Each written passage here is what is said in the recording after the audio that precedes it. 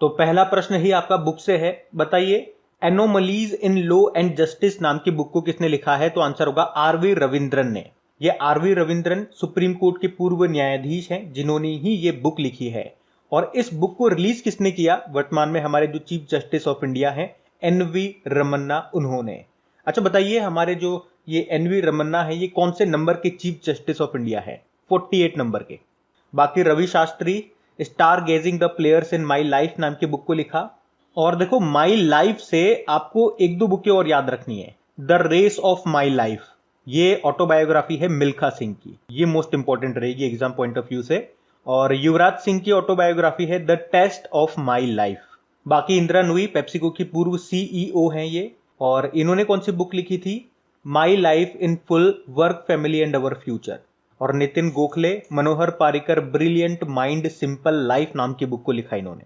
और बुक की बात आती है तो एक नाम तो आपको डेफिनेटली याद रखना है कि इस साल का जो अंतरराष्ट्रीय बुकर पुरस्कार है, इंटरनेशनल बुकर प्राइज, वो किसे मिला है? डेविड डायोप को। ये फ्रांस के हैं और इनके novel at night all blood is black के लिए इनको ये पुरस्कार मिला है।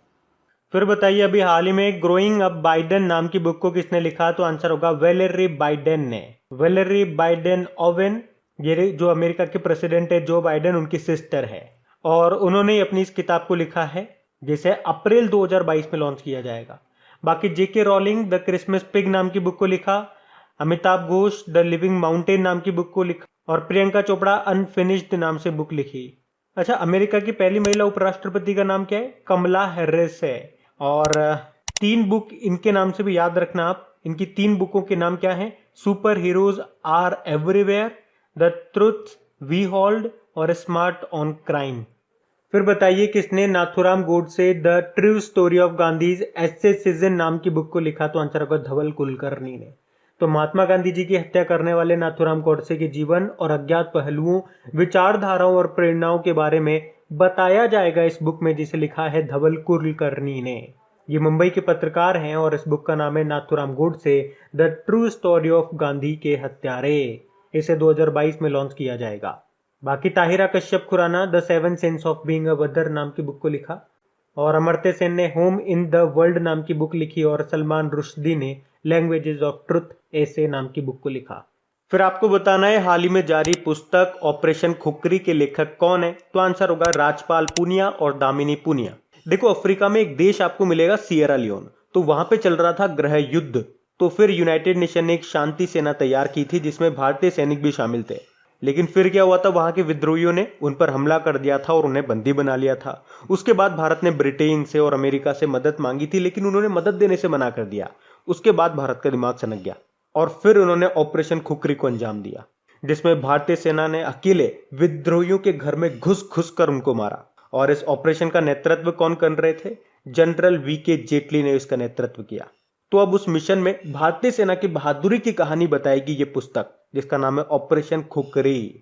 और इस बुक को लिखा है किसने? मेजर जनरल राजपाल पूनिया और उनकी बेटी दामिनी पूनिया ने। और ये जो बुक है ये हवलदार कृष्ण कुमार को समर्पित है, जो भारत के एकमात्र वीर योद्धा थे जिन्होंने इस ऑपरेशन में अपनी जान गंवाई थी। अच्छा, कुछ इंपॉर्टेंट ऑपरेशंस मैंने आपको बताए थे, जैसे कि अगर आपसे प्रश्न पूछा जाए कि भारत ने सियाचिन पर अधिकार करने के लिए कौन सा अभियान चलाया था, तो ऑपरेशन मेघदूत 1984 की बात है।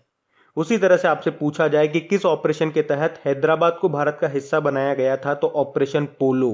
और कारगिल युद्ध में विजय के लिए कौन सा ऑपरेशन चलाया गया था, तो ऑपरेशन विजय 1999 की बात है।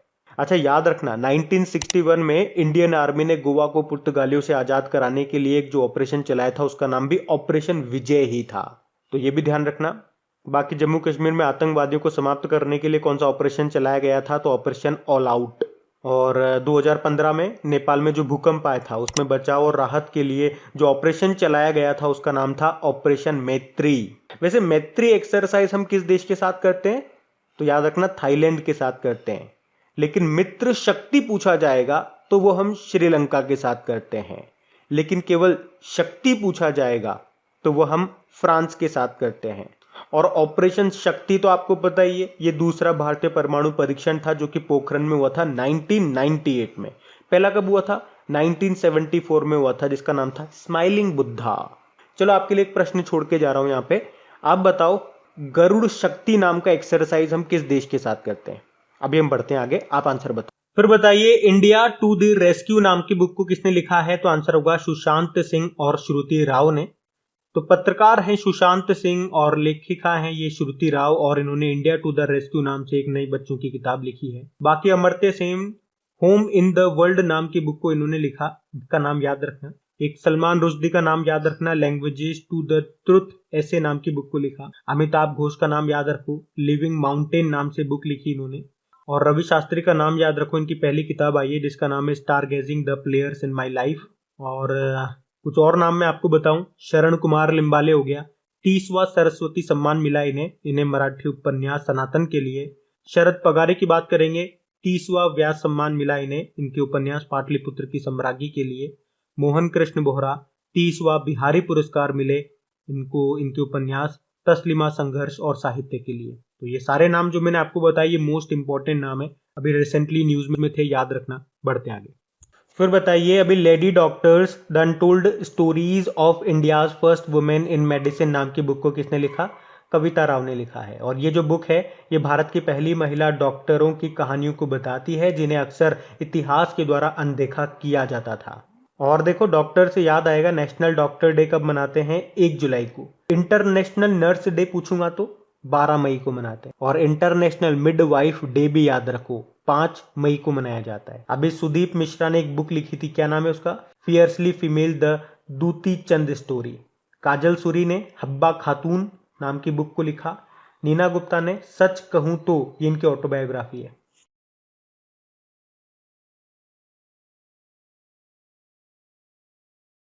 हाल ही में अंतरराष्ट्रीय क्षुद्र ग्रह दिवस कब मनाया गया? तो आंसर होगा 30 जून को, इंटरनेशनल एस्टेरॉइड डे।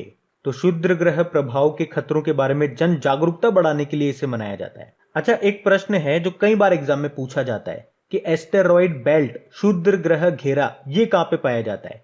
तो ये मंगल और बृहस्पति यानी कि मार्स और जुपिटर के बीच में पाया जाता है। ये जो क्षुद्र ग्रह हैं ये छोटे छोटे चट्टानी पिंड होते हैं जो एक्चुअल में सूर्य का चक्कर लगाते हैं। और यहां से आपको याद होगा एक मोस्ट इंपोर्टेंट पॉइंट कि नासा ने किसके सम्मान में एक क्षुद्र ग्रह का नाम रखा था?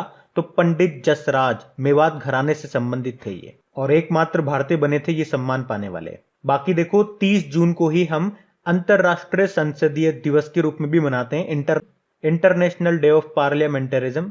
और पार्लियामेंट यानी कि संसद की बात है तो कुछ इंपॉर्टेंट देशों की संसदों के नाम आपको पता होने चाहिए, जैसे कि यूएसए की संसद को कांग्रेस बोलते हैं, इजराइल की संसद को नेसेट बोला जाता है, जापान की संसद आप जानते हो डाइट बोलते हैं, रशिया की संसद को ड्यूमा कहा जाता है, मालदीव की संसद को क्या कहते हैं? मजलिस कहते हैं, ईरान की संसद को भी वैसे मजलिस ही बोला जाता है, चाइना की संसद को क्या बोलते हैं? नेशनल पीपल कांग्रेस, और अफगानिस्तान की संसद को शूरा कहते हैं, शूरा।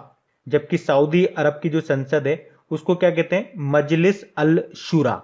इटली की संसद को सीनेट कहा जाता है, और जर्मनी की को कहते हैं बुंडस्टैग।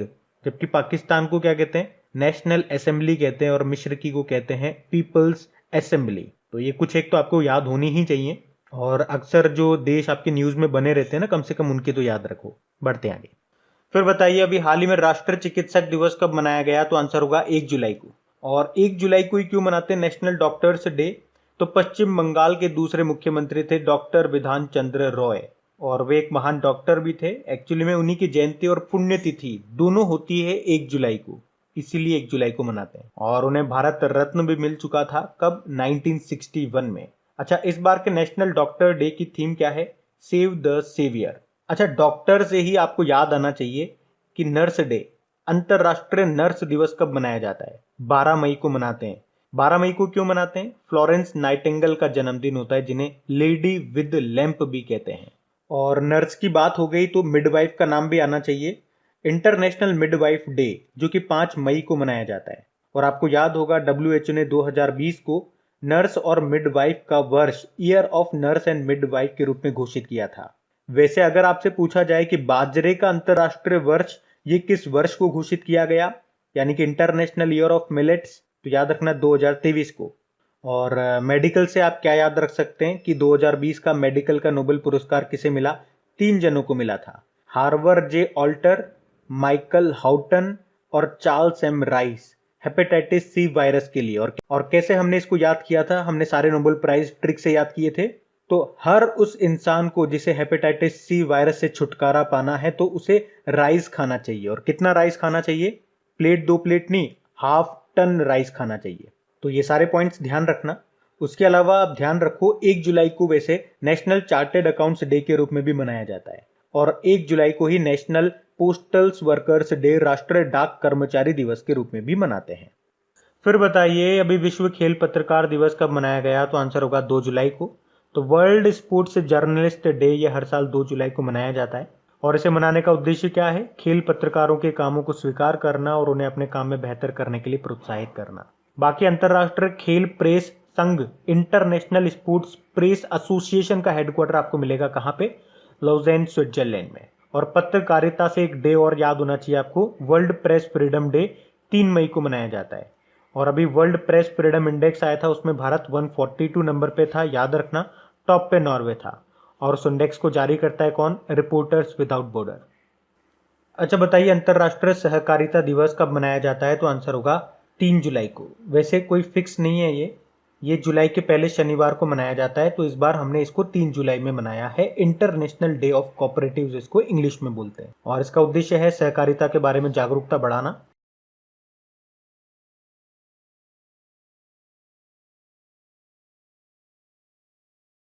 फिर बताइए अभी किस राज्य सरकार ने मुख्यमंत्री दलित अधिकारिता कार्यक्रम को लागू किया है? तो आंसर होगा तेलंगाना ने। तो इस कार्यक्रम के तहत जो भी पात्र दलित लाभार्थी होंगे उनको 10 लाख रुपए की वित्तीय सहायता, फाइनेंशियल हेल्प दी जाएगी। और इस कार्यक्रम के पहले चरण में 11,900 लोगों को इसके लिए चुना गया है। और रायतु बंधु योजना की तरह ही इसमें भी जो पैसा होगा वो सीधे उन लोगों के बैंक अकाउंट में डाल दिया जाएगा। एक्चुअली में दलितों को आर्थिक स्तर पर मजबूत बनाने के लिए ये फैसला लिया गया, ये कार्यक्रम शुरू किया गया।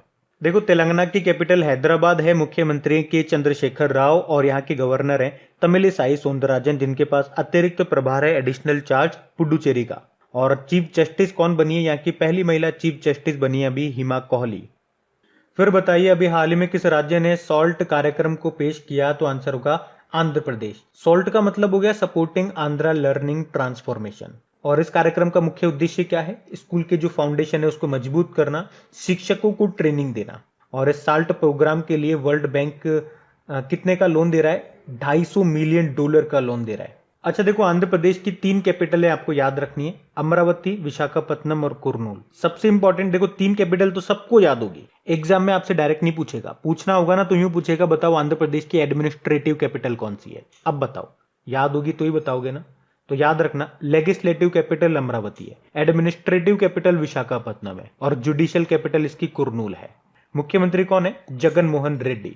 आपको याद होगा इसी साल हमने पढ़ा था फरवरी में ही, जगन मोहन रेड्डी को स्कोच मुख्यमंत्री ऑफ द ईयर का अवार्ड मिला था। चलिए बताइए कलिंग रत्न पुरस्कार किसे दिया गया? आंध्र प्रदेश के गवर्नर विश्वभूषण हरिचंद्रन को। और आपको याद होगा प्रधानमंत्री किसान नेशनल अवार्ड ये किसे मिला था? इसमें कौन टॉप पे रहा था? आंध्र प्रदेश के नेल्लोर का अनंतपुर इसमें टॉप पे रहा था। क्या है प्रधानमंत्री किसान योजना? इसमें हर साल 2-2 हजार रुपए करके 3 किस्तों में किसानों को दिए जाते हैं, साल में 6,000 रुपए हो गए टोटल। तो उसी के मामले में ये टॉप पे रहा था। और भाषाई आधार पर बनने वाला भारत का पहला राज्य आपका आंध्र प्रदेश ही है। फिर बताइए अभी किस राज्य या यूनियन टेरिटरी ने महिला उद्यमियों के लिए हौसला योजना को शुरू किया है? तो आंसर होगा जम्मू कश्मीर। जम्मू कश्मीर के वर्तमान में लेफ्टिनेंट गवर्नर कौन है? उपराज्यपाल कौन है? मनोज सिन्हा। तो उन्होंने ही इस हौसला योजना को शुरू किया। इसका उद्देश्य क्या है? महिलाओं की आर्थिक स्थिति को मजबूत करना और महिलाओं को प्रोत्साहित करना, जो वर्तमान में कई व्यवसायों में लगी हुई है, तो उन्हें सशक्त बनाकर उन्हें प्रशिक्षण देना और निरंतर समर्थन प्रदान करना। देखो हौसला से आपको याद होगा उत्तराखंड की पुलिस ने भी एक मिशन हौसला शुरू किया था, है ना, तो वो भी ध्यान रखना। बाकी जम्मू कश्मीर से आपको याद आता होगा। चलो आप बताओ प्रधानमंत्री ग्राम सड़क योजना के सफल क्रियान्वयन के लिए शीर्ष स्थान पे कौन रहा था? जम्मू कश्मीर का उधमपुर। और ये जो प्रधानमंत्री ग्राम सड़क योजना है इसकी शुरुआत होती है 25 दिसंबर सन 2000 को। 25 दिसंबर को अटल जी का जन्मदिन भी होता है, जिस दिन हम गवर्नेंस डे, सुशासन दिवस के रूप में मनाते हैं। और भारत का पहला गांव कौन सा है जहां पे वयस्क आबादी का टीकाकरण 100% किया गया? तो जम्मू कश्मीर का वयान गांव है ये। तो बताइए अभी हाल ही में किसने फसल बीमा जागरूकता अभियान की शुरुआत की है? तो आंसर होगा नरेंद्र सिंह तोमर ने। तो फसल बीमा जागरूकता अभियान इसकी शुरू अभी 1 जुलाई 2021 को की है। किसने? हमारे कृषि मंत्री नरेंद्र सिंह तोमर ने। तो आपको पता है 2023 को आजादी के 75 वर्ष पूरे हो रहे हैं, तो उसके लिए एक महोत्सव है, अमृत महोत्सव, क्या आपने सुना होगा। और उसी महोत्सव का एक हिस्सा है ये अभियान। और इस अभियान का उद्देश्य क्या है? प्रधानमंत्री फसल बीमा योजना के बारे में लोगों को जागरूक करना। अच्छा, प्रधानमंत्री फसल बीमा योजना इसकी शुरुआत होती है कब? 13 जनवरी 2016 को। और इसके लिए जो प्रीमियम की राशि रखी गई है वो आपको याद होनी चाहिए, जैसे कि रबी की फसल के लिए 1.5%, खरीफ की फसल के लिए 2% है, बागवानी की फसलों के लिए 5% है। और किसानों से संबंधित कुछ योजनाएं हैं जो आपको याद होनी चाहिए, जैसे कि प्रधानमंत्री किसान योजना, जिसे आप कृषक सम्मान निधि योजना भी बोलते हो। इसकी शुरुआत कब हुई थी? 24 फरवरी 2019 को उत्तर प्रदेश के गोरखपुर से इसको शुरू किया गया था। इसमें क्या होता है, साल में 2-2 हज़ार रुपये करके किसानों को 3 किस्तों में टोटल 6,000 रुपये दिए जाते हैं। और आपको याद होगा इसी योजना के अंतर्गत बेस्ट सिटी का अवार्ड जीता था किसने? आंध्र प्रदेश के अनंतपुर ने। एक मृदा स्वास्थ्य कार्ड योजना भी है जिसकी शुरुआत होती है कब? 19 फरवरी 2015 को राजस्थान के गंगानगर जिले के सूरतगढ़ से। और इसकी थीम क्या है? इसकी थीम है स्वस्थ धरा खेत हरा। अभी पश्चिम बंगाल ने कृषक बंधु योजना को फिर से रिलॉन्च किया था। मतलब इसमें जो सहायता राशि दी जाती थी पहले 5,000 रुपये, अब उसको बढ़ा करके 10,000 कर दिया गया। तो ये भी ध्यान रखो। फिर बताइए अभी हाल ही में किसने निपुण भारत पहल को शुरू किया है? तो इसको शुरू किया था रमेश पोखरियाल निशंक ने। रमेश पोखरियाल निशंक जो पहले हमारे शिक्षा मंत्री थे। और अब हमारे शिक्षा मंत्री कौन बन गए हैं? अभी कैबिनेट मिनिस्टर सारे चेंज हो चुके हैं, सारे मतलब कुछ एक चेंज हो चुके हैं, जिसमें शिक्षा मंत्री बदल दिए गए। बताओ शिक्षा मंत्री कौन बन गए? शिक्षा ही धर्म है, ये लाइन याद रखना, शिक्षा ही धर्म है। तो धर्म से आ जाएगा धर्मेंद्र प्रधान बन गए हैं। तो ये जो निपुण भारत पहल है इसका उद्देश्य क्या है? 2026-27 तक कक्षा 3 तक के विद्यार्थियों के अंदर अंक गणित को सीखने समझने की क्षमता विकसित करना, यानी कि basic education of numeral knowledge बच्चों के अंदर डेवलप करना। यहाँ पे निपुण का मतलब होता है national initiative for proficiency in reading with understanding and numeracy. देखो शिक्षा से आपको याद आना चाहिए, अभी जो नई राष्ट्रीय शिक्षा नीति आई थी, है ना, वो तो मैं आपसे प्रश्न पूछूंगा इसे कि इसको लागू करने वाला पहला राज्य कौन सा बना था, और आप आंसर कर ही दोगे, हिमाचल प्रदेश बना था। लेकिन मेरा प्रश्न क्या है, नई राष्ट्रीय शिक्षा नीति को किस समिति की सिफारिश पे लाया गया था? कस्तूरी रंगन समिति, ये याद रखना। और अगर पूछा जाए कि नई राष्ट्रीय शिक्षा नीति के लक्ष्यों को प्राप्त करने के लिए कौन सी योजना शुरू की गई थी, तो सार्थक योजना। और बताओ किस राज्य ने 1 स्कूल 1 IAS योजना को शुरू किया था? तो आंसर होगा केरल ने। अभी साल्ट योजना किसने शुरू की थी? आंध्र प्रदेश ने, जिसका उद्देश्य भी शिक्षा से रिलेटेड ही है, मूलभूत शिक्षा को बढ़ावा देना, ऐसा कुछ है ना। और जो शिक्षा है वो किस सूची का विषय है? समवर्ती सूची का। तो याद रखना, यहाँ पे साथ साथ ये भी नए शिक्षा मंत्री बन गए आपके धर्मेंद्र प्रधान। एक लाइन याद रख लो, शिक्षा ही धर्म है, बस खत्म। बताइए अभी किस राज्य या यूनियन टेरिटरी ने दरबार मूव प्रथा को खत्म कर दिया? तो आंसर होगा जम्मू कश्मीर ने। अच्छा पहले तो आप ये समझो कि ये दरबार मूव प्रथा है क्या। तो आपको पता है कई कई राज्यों में मौसम बदलने के साथ ही हर 6 महीने में जो राजधानी है वो बदल दी जाती है। उसी तरह से जम्मू कश्मीर की भी 2 राजधानी है। तो राजधानी बदलने की इस प्रक्रिया को ही दरबार मूव के नाम से जाना जाता है। देखो जम्मू कश्मीर की 6 महीने जो राजधानी रहती है वो श्रीनगर, यानी कि समर कैपिटल इसकी श्रीनगर है, ऐसे बोलते हो ना आप, विंटर कैपिटल इसकी जम्मू है। और राजधानी बदलने की ये जो परंपरा है ये 1862 में डोगरा शासक गुलाब सिंह ने शुरू की थी। अब राजधानी बदलने से प्रॉब्लम क्या होती है? तो राजधानी बदलने से कार्यालयों के जो भी सामान है, जो भी ऑफिसर हैं, उनको मूव करना पड़ता है। और एक बार में राजधानी बदलने में लगभग 100 करोड़ रुपए खर्च होते हैं।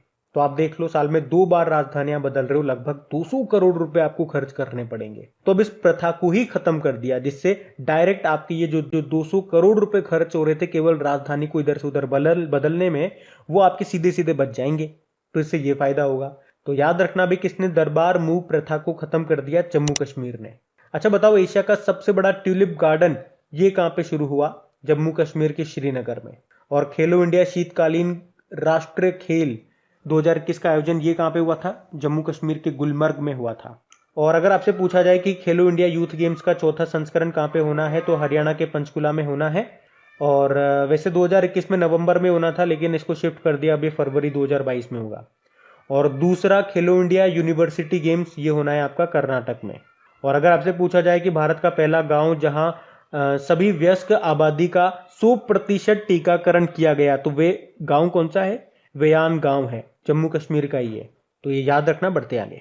अच्छा बताइए, अभी हाल ही में किस राज्य में बोल्ड परियोजना प्रोजेक्ट बोल्ड शुरू हुआ है? तो आंसर होगा राजस्थान में। बोल्ड का मतलब क्या हो गया? Bamboo oasis on lands in drought. तो अभी हाल ही में खादी व ग्रामोद्योग आयोग ने, किसने? खादी व ग्रामोद्योग आयोग ने मरुस्थलीकरण को कम करने के उद्देश्य से राजस्थान के उदयपुर जिले के निकल मांडला गांव में ये बोल्ड नाम से एक परियोजना शुरू की है। और याद रखना, ये देश में अपनी तरह की पहली परियोजना है। इसमें होगा क्या? इसमें असम से जो बांस के 5000 पौधे लाए गए हैं, उन्हें राजस्थान में लगभग 25 बीघा खाली शुष्क भूमि पे लगाया जाएगा। और बांस ही क्यों लगा रहे हैं? तो कि जो बांस होते हैं वो बहुत तेजी से बढ़ते हैं, और जो बांस होते हैं वो पानी का संरक्षण करते हैं और भूमि की सतह से पानी के वाष्पीकरण उसको भी कम करने में ये मदद करते हैं।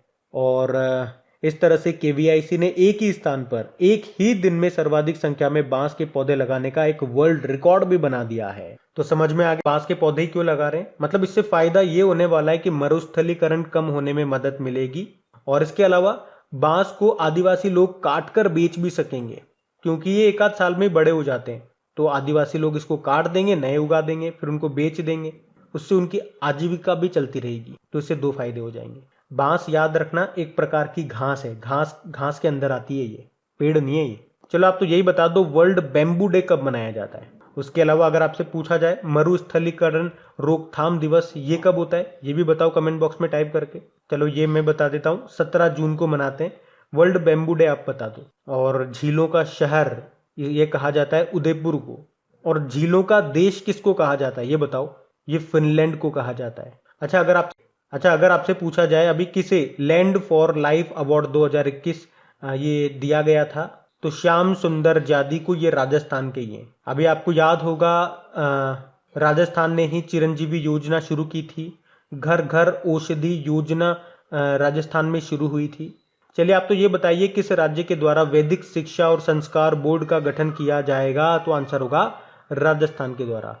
और सबसे इंपॉर्टेंट क्वेश्चन, राजस्थान का तो चौथा और देश का 52वां टाइगर रिजर्व कौन सा बना है? रामगढ़ विषधारी अभ्यारण्य, जो कि आपको मिलेगा राजस्थान के बूंदी में।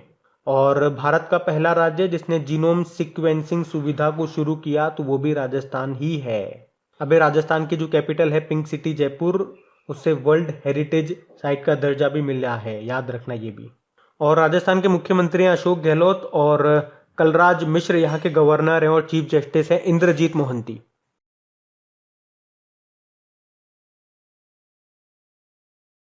फिर बताइए, अभी हाल ही में सभी प्रारूपों में यानी कि सभी फॉर्मेट में डेब्यू करने वाली सबसे युवा भारतीय खिलाड़ी कौन बन गई हैं? तो आंसर होगा शेफाली वर्मा। तो अभी शेफाली वर्मा ने इंग्लैंड के खिलाफ अपने वनडे करियर की भी शुरुआत कर दी है। 17 साल इनकी उम्र है शेफाली वर्मा की, और जब 2019 में ये 15 साल की थी, तो 15 साल की उम्र में T20 क्रिकेट से पहली बार इंटरनेशनल क्रिकेट में आगाज किया था इन्होंने। और अभी कुछ समय पहले ही इंग्लैंड के खिलाफ टेस्ट डेब्यू भी किया था इन्होंने, और अब वनडे में डेब्यू करके ये तीनों फॉर्मेट में डेब्यू करने वाली सबसे युवा भारतीय खिलाड़ी, और दुनिया में बात करेंगे तो 5वीं सबसे युवा खिलाड़ी बन गई हैं। और इस लिस्ट में बात करेंगे तो अफगानिस्तान के मुजिबुर रहमान सबसे ऊपर है, जो सभी फॉर्मेट में खेलने वाले दुनिया के सबसे युवा खिलाड़ी हैं। बाकी स्मृति मंधाना, ये अभी नवंबर की ही बात है, इक्विटास स्मॉल फाइनेंस बैंक की ब्रांड एम्बेसडर बनी थी, तब इनका नाम न्यूज में था। मिताली राज की बात करेंगे तो अभी मार्च की बात है, अंतरराष्ट्रीय क्रिकेट में 10,000 रन बनाने वाली पहली और दुनिया की दूसरी महिला खिलाड़ी बनी थी ये। झूलन गोस्वामी, ये ओडीआई में 200 विकेट लेने वाली विश्व की पहली क्रिकेटर बनी है। अच्छा बताइए, भारतीय महिला क्रिकेट टीम के अभी कोच कौन बने थे? रमेश पंवार बने थे।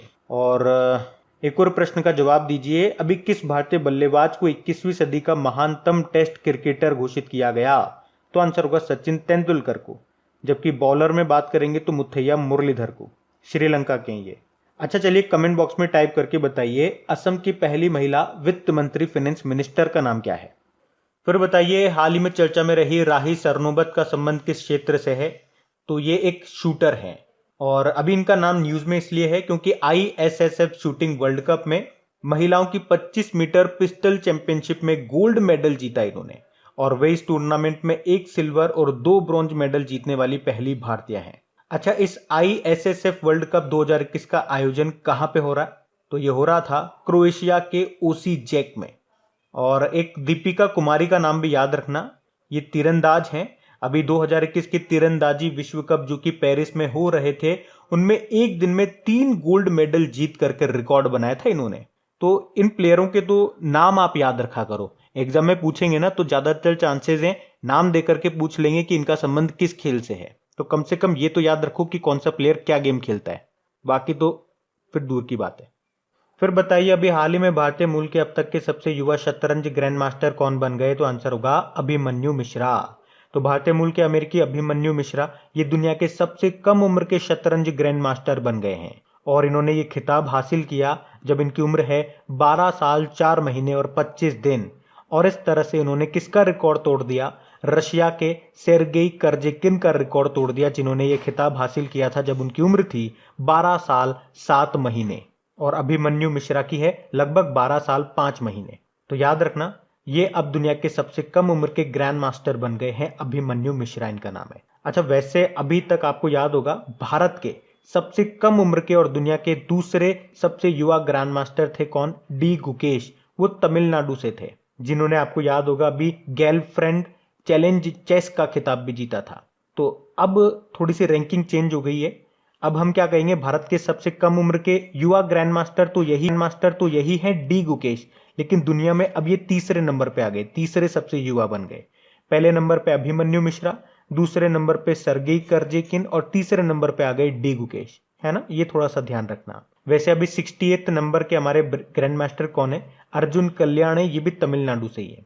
और भारत के पहले ग्रैंड मास्टर थे कौन? विश्वनाथ आनंद। इनकी ऑटोबायोग्राफी आई थी पिछले साल, उसका नाम है माइंड मास्टर, और पहला राजीव गांधी खेल रत्न पुरस्कार भी इन्हें ही मिला था। अच्छा, मान लो अगर आपसे पूछा जाए एग्जाम में कि देश की पहली महिला ग्रैंड मास्टर का नाम क्या है, तो फिर मजा आएगा। तो आंसर क्या हो जाएगा? एस विजय लक्ष्मी। कोनेरू हम्पी का नाम भी याद रखो, पूछ लिया जा सकता है इनका संबंध किससे है, शतरंज प्लेयर हैं ये। और कुछ इंपॉर्टेंट क्वेश्चन आपको बताऊं क्या यहाँ से, तो ध्यान रख लो। भारत में पहली बार चेस एकेडमी ये कहाँ पे खुलेगी? भुवनेश्वर में खुलेगी, उड़ीसा की कैपिटल। और अभी ऑल इंडिया चेस फेडरेशन ने चेक मेट कोविड इनिशिएटिव को शुरू किया था। वैसे ऑल इंडिया चेस फेडरेशन के प्रेसिडेंट का नाम क्या है? संजय कपूर है। और पूरे वर्ल्ड में चेस को रेगुलेट करने वाली बॉडी है फिडे। फिडे का हेडक्वार्टर कहां पर है? लुज़ेन स्विट्जरलैंड में, जहां पे इंटरनेशनल ओलंपिक कमेटी का भी है। चलो बताओ, वर्ल्ड चेस डे कब मनाया जाता है? याद रखना 20 जुलाई को। और जो चेस बोर्ड होता है जिसपे आप चेस खेलते हो, उसमें कितने स्क्वायर कॉलम होते हैं? 64 होते हैं। तो ये भी ध्यान रखना, आप एक्स्ट्रा फैक्ट्स जो मैं बताता हूँ ना, ध्यान रखा करो। और देखो, आप में से बहुत से स्टूडेंट्स होंगे जो इसको पहली बार देख रहे होंगे, तो पहले तो आप मुझे बताना कमेंट बॉक्स में टाइप करके कि फर्स्ट टाइम आप हमारे चैनल पे आए हैं, आपको ये सेशन कैसा लगा। और आप में से मुझे कमेंट बॉक्स में टाइप करके बताना कि आप में से कौन कौन इस वीडियो को या इस चैनल को फर्स्ट टाइम विजिट कर रहा है। क्योंकि जो न्यू स्टूडेंट होते हैं उनके मैसेजेस आते हैं कि आप इतना सारा एक्स्ट्रा बता देते हो कि याद करना मुश्किल हो जाता है। वो आपको इसलिए लग रहा है क्योंकि आप इसे पहली बार देख रहे हो। आप अगर डेली का करंट अफेयर्स देखेंगे, वीकली का करंट अफेयर्स देखेंगे, मंथली का करंट अफेयर्स देखेंगे, या क्विज वगैरह हमारी जो क्रेक एग्जाम एप्लीकेशन पे अपलोड होती है वो क्विज सॉल्व करोगे, तो आप पाओगे एक ही एक फैक्ट्स को हम कई बार रिपीट करते हैं। डेली हम जो करंट अफेयर्स पढ़ते हैं उसके अलावा डेली का एक रिवीजन वाला शो भी हमारा चलता है। अगर आप उसको विजिट करेंगे, मुश्किल से 8 से 10 मिनट आपके लगेंगे, जिसमें 50 क्वेश्चन को हम कवर करते हैं, रिवाइज करते हैं। तो ये क्वेश्चन इतनी बार रिपीट हो जाते हैं कि आपकी जबान पे चढ़ जाते हैं ये सारे क्वेश्चन। तो फर्स्ट टाइम देखोगे ना तो ऐसा लगेगा आपको, लेकिन डेली देखोगे तो फिर मजा आएगा। बढ़ते आगे। फिर बताइए, किसे टोक्यो ओलंपिक में भारतीय दल का ध्वजवाहक नामित किया गया है? तो आंसर होगा मरियप्पन थंगावेलु। तो पैरा हाई जंपर है मरियप्पन थंगावेलु, इनको अभी टोक्यो पैरालंपिक में भारतीय दल का ध्वजवाहक नामित किया गया है। इनका नाम आपने पिछले साल भी सुना होगा, जब 2020 में राजीव गांधी खेल रत्न पुरस्कारों के लिए 5 खिलाड़ियों को चुना गया था, उसमें से एक ये भी थे। और वैसे वो 5 खिलाड़ी कौन कौन से थे ये याद रखना, आपके एग्जाम में पूछा जा सकता है। रोहित शर्मा, जिनका संबंध क्रिकेट से है, विनेश फोगाट रेसलर हैं, रानी रामपाल हॉकी प्लेयर है, Manika Batra table tennis player है, और ये हैं para high jumper Mariyappan Thangavelu. चलिए, आप तो ये बताइए, टोक्यो ओलंपिक के लिए क्वालिफाई करने वाले अभी भारतीय सेना के एथलीट कौन बने थे? 400 मीटर बाधा दौड़ में, नाम है MP जाबिर। उसके अलावा अगर आपसे पूछा जाए कि टोक्यो ओलंपिक में क्वालिफाई करने वाली पहली भारतीय महिला तैराक कौन बनी है, तो माना पटेल। लेकिन अगर आपसे प्रश्न पूछा जाए कि भारत के पहले पैरा एथलीट कौन है जिन्हें पैरा ओलंपिक खेलों में स्वर्ण पदक जीता था, तो ये 1972 की बात है। तैराकी में मुरलीकांत पेटकर ने जीता था। लेकिन ध्यान रखना, पहले भारतीय पैरालंपिक खिलाड़ी जिन्होंने 2 बार गोल्ड जीता है पैरालंपिक्स में, उनका नाम है देवेंद्र झाझरिया, जेवलिन थ्रोवर है ये।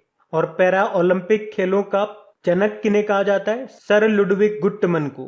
बाकी इंटरनेशनल ओलंपिक कमेटी, इसका हेडक्वार्टर ल्यूजेन स्विट्जरलैंड में है। इसके अध्यक्ष है थॉमस बाक। और इंटरनेशनल ओलंपिक डे कब मनाते हैं? 23 जून को मनाते हैं। तो ये ध्यान रखना। बढ़ते आगे। फिर बताइए, अभी हाल ही में सर्बिया में सिल्वर लेक ओपन शतरंज टूर्नामेंट का खिताब किसने जीता है? तो आंसर होगा निहाल सरीन ने। ये सर्बिया में हुआ था tournament, Silver Lake Open chess tournament इसको बोलते हैं, जिसको जीत लिया किसने? निहाल सरीन ने। ये भारतीय है। सर्बिया, देखो सर्बिया की कैपिटल क्या होती है? बेलग्रेड होती है। और सर्बिया के एक महान टेनिस प्लेयर आपको मिलेंगे सर्बिया से, नोवाक जोकोविच उनका नाम है। और नोवाक जोकोविच, देखो आपको याद होगा इस साल 3 ग्रैंड स्लैम हो गए, ऑस्ट्रेलियन ओपन, फ्रेंच ओपन और विंबलडन ओपन। उन तीनों में मेन सिंगल टाइटल इन्होंने ही जीता है। अब आपका ये प्रश्न बन जाता है कि इन तीनों में वुमेन सिंगल टाइटल किसने जीता है? ये कमेंट बॉक्स में आपको टाइप करके बताना है, क्योंकि ये नाम आपको पता होने चाहिए। यहां से प्रश्न बनेंगे भैया, तो कम से कम जहां से प्रश्न बने और जहां से श्योरिटी हो, तो वो चीजें तो आपको याद होनी ही चाहिए। सर्बिया की कैपिटल सर्बियन दिनार। और चेस से आपको याद होगा दुनिया के अभी सबसे युवा ग्रैंड मास्टर बन गए हैं कौन? अभिमन्यु मिश्रा। ये भारतीय अमेरिकी हैं, भारतीय मूल के हैं मतलब। और अगर ऐसे पूछूं कि भारत में सबसे युवा ग्रैंड मास्टर कौन है? डी गुकेश है। और दुनिया में ये तीसरे सबसे युवा हैं डी गुकेश। और अभी हमारे 68 नंबर के ग्रैंड मास्टर का नाम क्या है? अर्जुन कल्याण है, वो भी तमिलनाडु से हैं और डी गुकेश भी तमिलनाडु से हैं। और पहले ग्रैंड मास्टर का नाम तो आप जानते ही हो, विश्वनाथ आनंद है। इनकी पिछले साल ऑटोबायोग्राफी आई थी जिसका नाम था माइंड मास्टर। पहला राजीव गांधी खेल रत्न पुरस्कार इन्हीं को मिला था। अच्छा, अगर एग्जाम में मान लो पूछ ले देश की पहली महिला ग्रैंड मास्टर का नाम बताओ, तो आंसर क्या होगा? एस विजय लक्ष्मी। और अगर आपसे पूछे कि भारत की पहली चेस एकेडमी कहां पे खुल रही है, तो आंसर होगा भुवनेश्वर में। देखो चेस को रेगुलेट करने वाली जो बॉडी है उसको कहते हैं फिडे। और इसका हेडक्वार्टर है लुज़ेन स्विट्जरलैंड में, जहाँ पे इंटरनेशनल ओलंपिक कमेटी का भी है। और वर्ल्ड चेस डे कब मनाया जाता है? 20 जुलाई को मनाया जाता है। और गाइज, अगर सेशन अच्छा लग रहा हो तो इसे लाइक जरूर कीजिएगा, अपने दोस्तों के साथ में इसको शेयर जरूर करना है। एक बार चेक कर लीजिए, अगर आपने अभी तक इसको लाइक नहीं किया तो लाइक जरूर करना। अच्छे काम को हमेशा अप्रिशिएट करा करो। और हाँ, मदद करने के लिए प्लीज़ इसे शेयर ज़रूर करें। आपको पता है व्यूज़ हमारे आते नहीं है तो बहुत मोटिवेशन की ज़रूरत होती है बिना व्यूज़ के इतनी मेहनत से वीडियोस को बनाना। व्यूज़ नहीं आते हैं इसलिए बहुत सी बार, कभी कभी नहीं, बहुत सी बार इच्छा ही नहीं होती कि इसको कंटिन्यू करें, स्टॉप कर देते हैं। लेकिन फिर आप लोगों के कमेंट पढ़ करके लगता है कि चलो ठीक है। लेकिन प्लीज़ कम से कम जो लोग इसको सपोर्ट करते हैं या जिन लोगों को ये वीडियोज़ पसंद है, आप लोग तो सपोर्ट करो। कम से कम अपने दोस्तों तक, जो भी आपका व्हाट्सएप हो गया, फेसबुक हो गया, टेलीग्राम अगर यूज़ करते हो तो उसके थ्रू आप अपने दोस्तों तक इन्हें शेयर करो। व्हाट्सएप स्टेटस पे आप इन वीडियोस के लिंक को लगा सकते हैं, इन वीडियोस के फ़ोटो को लगा सकते हैं। इसमें तो आपका कोई चार्ज वगैरह भी नहीं लगता है। तो अगर सपोर्ट करना चाहते हैं तो एक बार करके देखो, ऐसा अच्छा लगेगा। बताइए, हाल ही में किसने ऑस्ट्रियन ग्रैंड प्रिक्स 2021 का खिताब जीत लिया है? तो आंसर होगा मैक्स वर्स्टपन ने। तो मैक्स वर्स्टपन ये नीदरलैंड के फॉर्मूला 1 ड्राइवर हैं और अभी इन्होंने Austrian Grand Prix Formula 1 race को जीत लिया है। अच्छा, किस कार कंपनी के ये ड्राइवर हैं? रेड बुल के ये ड्राइवर हैं। अच्छा, ऑस्ट्रिया की कैपिटल क्या होती है? वियना होती है। और अगर आपसे पूछा जाए कि वियना ये किस नदी के किनारे स्थित है, तो डेन्यूब नदी के किनारे स्थित है। और वियना में आपको किस किस का हेडक्वार्टर मिलेगा? इंटरनेशनल एटॉमिक एनर्जी का मिलेगा और ओपेक का हेडक्वार्टर भी आपको वियना में मिलेगा। तो ये भी ध्यान रखना। और देखो, अगर आप में से कोई इस वीडियो को वेरी फर्स्ट टाइम देख रहा है तो आपको बता दूं, अभी तक जितनी भी आपकी फॉर्मूला 1 रेस हुई है उनकी क्विज बना करके आपकी क्रैक एग्जाम एप्लीकेशन पे मैंने अपलोड कर दिया है। तो वहां जाकर के आप इनके अच्छे से प्रैक्टिस कर सकते हैं।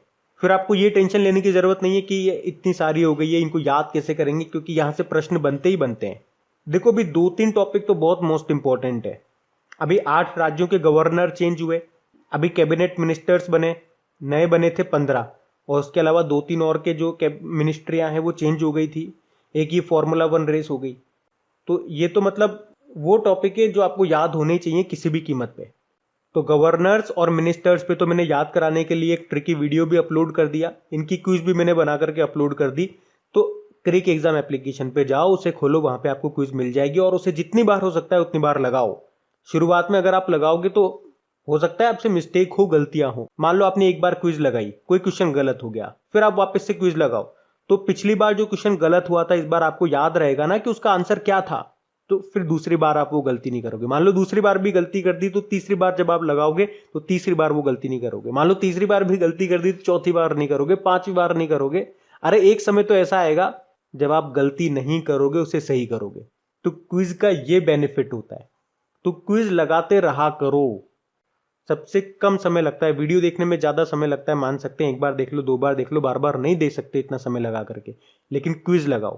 क्विज में 1-2 मिनट 2-3 मिनट लगते हैं और आपको चीजें फटाफट से रिवाइज होती चलती है। तो आपको सबके लिंक नीचे डिस्क्रिप्शन में मिल जाएंगे। अभी हम बढ़ते हैं आगे। फिर बताइए, अभी हाल ही में सभी प्रारूपों में महिला क्रिकेट में सबसे ज्यादा रन बनाने वाली खिलाड़ी कौन बन गई हैं? तो आंसर होगा मिताली राज।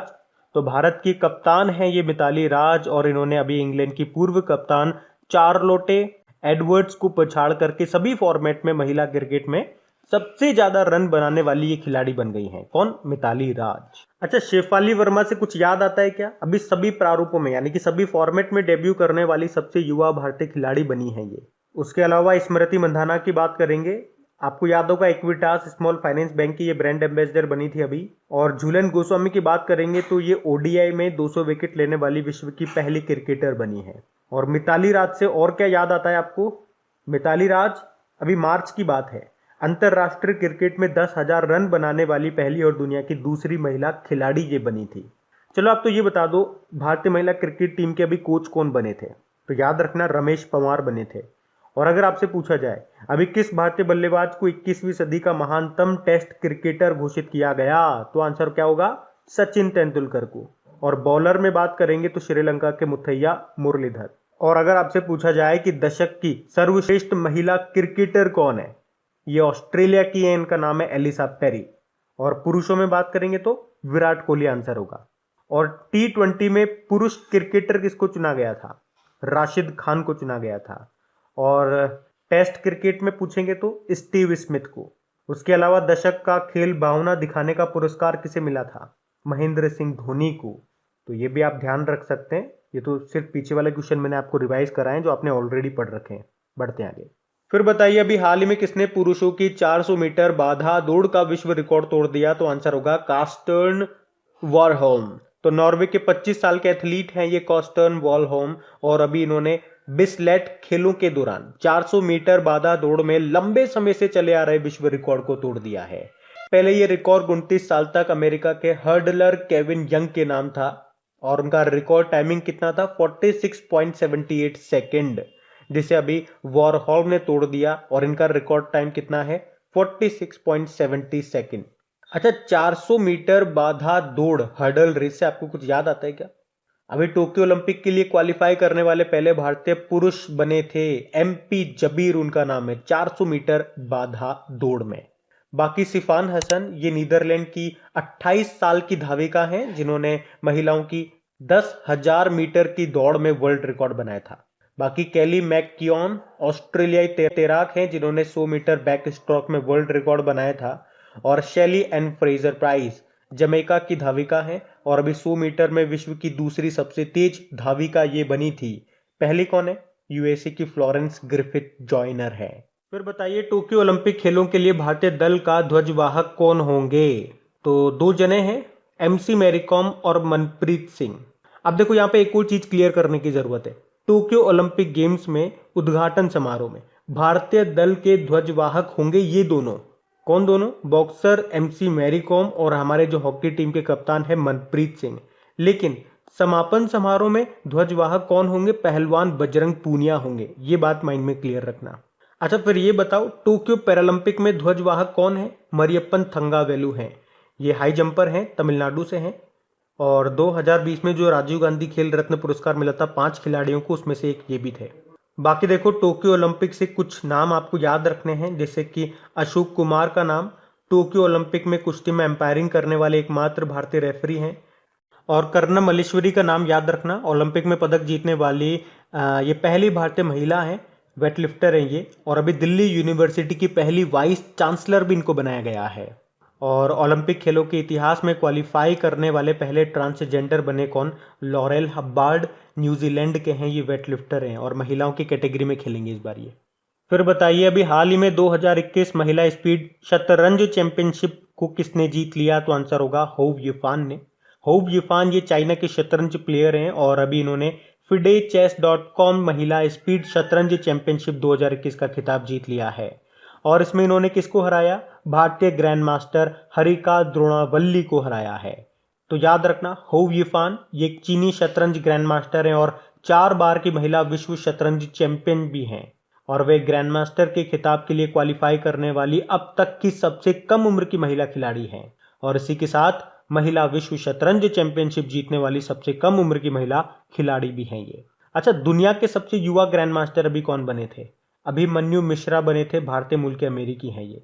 बाकी मैं आपको बता ही चुका हूं, भारत के सबसे युवा ग्रैंड मास्टर का नाम डी गुकेश है, जो कि दुनिया के तीसरे नंबर के सबसे युवा हैं, तमिलनाडु से हैं। और 68 नंबर के ग्रैंड मास्टर अर्जुन कल्याण है, वो भी तमिलनाडु से हैं। हमारे पहले ग्रैंड मास्टर थे विश्वनाथ आनंद, जिन्होंने पहला राजीव गांधी खेल रत्न पुरस्कार जीता था। इनकी ऑटोबायोग्राफी का नाम है माइंड मास्टर। और देश की पहली महिला ग्रैंड मास्टर का नाम क्या है? एस विजय लक्ष्मी है। इतनी बार बता दूंगा मैं आपको, इतनी बार बता दूंगा कि ये सारी चीजें आपको ये वीडियो देखने मात्र से ही रट जाएगी। अच्छा, चेस को रेगुलेट करने वाली बॉडी बताओ फिर कौन सी है? फिडे है। फिडे का हेडक्वार्टर लुज़ेन स्विट्जरलैंड में है। यहीं पे आपको इंटरनेशनल ओलंपिक कमेटी का भी मिलेगा। और वर्ल्ड चेस डे मनाते हैं कब? 20 जुलाई को। और जो आपका चेस का बोर्ड होता है उसमें जो स्क्वायर कॉलम होते हैं छोटे छोटे, वो कितने होते हैं? 64 होते हैं। और भारत में पहली बार चेस एकेडमी ये कहां पे स्थापित की जाएगी? भुवनेश्वर में।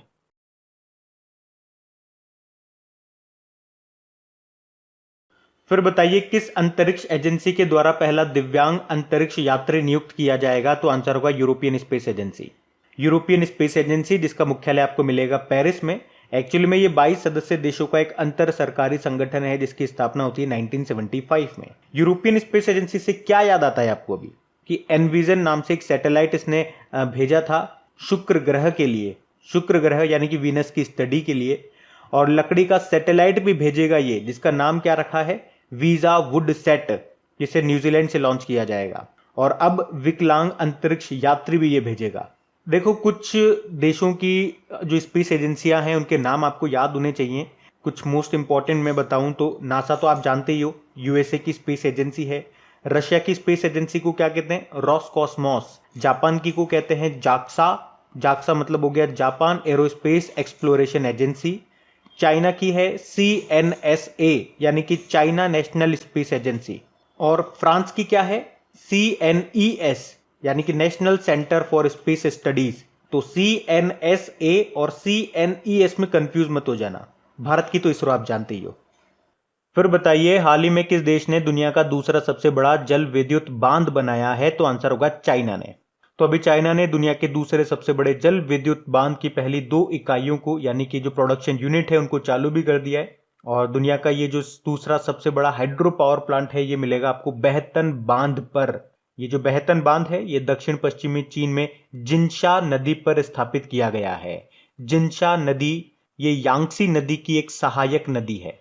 और यांगसी नदी के बारे में आपने जरूर सुना होगा, क्योंकि ये एशिया की सबसे लंबी नदी है और दुनिया की तीसरी सबसे लंबी नदी है। जो चाइना का शंघाई शहर है ना, वो इसी नदी के किनारे स्थित है, यांगसी नदी के किनारे। अच्छा, ये तो हो गया दुनिया का दूसरा सबसे बड़ा जल विद्युत बांध। पहला कौन सा है और कहां पर है? तो पहला भी चाइना में ही है, जिसे 2003 में यांगसी नदी पर 22.5 मिलियन किलोवाट उत्पादन क्षमता के साथ खोला गया था, जिसका नाम था 3 गॉर्जेस डैम। और उसके बाद अब ये आकार में दूसरा सबसे बड़ा बन गया है, जिसका नाम है बेहतन बांध, बेहतन डैम। अच्छा, अगर आपसे मान लो पूछा जाए चीन का शोक किस नदी को कहते हैं?